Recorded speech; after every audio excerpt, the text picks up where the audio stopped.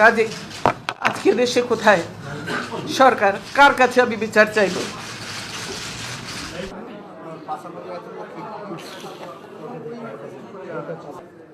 দীর্ঘদিনের সংসারের সব মালামাল রেখে আমাকে এক কাপড়ে বাড়ি থেকে বেরিয়ে আসতে হলো, বের করে দেওয়া হলো। আজকে যেভাবে আমাকে অপমান করা হয়েছে, ঘরের দরজা ভেঙে আমার বেডরুমের দরজা ভেঙে রীতিমাত্র ট্রেনিং হিচড়ে তারা বের করেছে এবং এমনভাবে বলছে যে পুরুষ মানুষ এমনভাবে বলছে যে জোর করে ওনাকে উঠিয়ে নিয়ে আসেন, জোর করে দরকার হলে ওনাকে কোলে উঠিয়ে নিয়ে আসেন।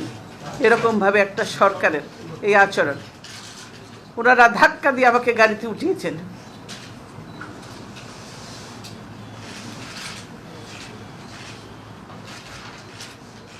আমার পরিবারের সদস্যদের গায়ে হাত তুলতেও তারা দ্বিধাবোধ করেনি। আমি এর বিচারের ভার মহান আল্লাহ ও প্রিয় দেশবাসীর উপর ছেড়ে দিলাম।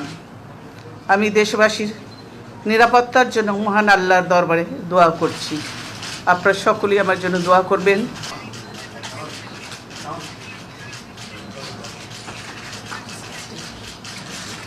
সেই অবস্থা করেছে, সারাদিন আমি মানুষকে কিছু খেতে পর্যন্ত পারিনি, আমার বাড়ির লোকজনকে কিছু খেতে পর্যন্ত দেয়নি।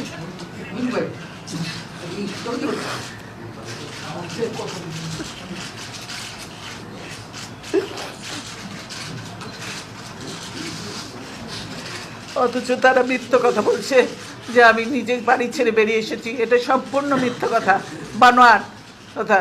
তারা জবরদস্তি ধাক্কা মেরে আমাকে বাড়ি থেকে বের করেছে।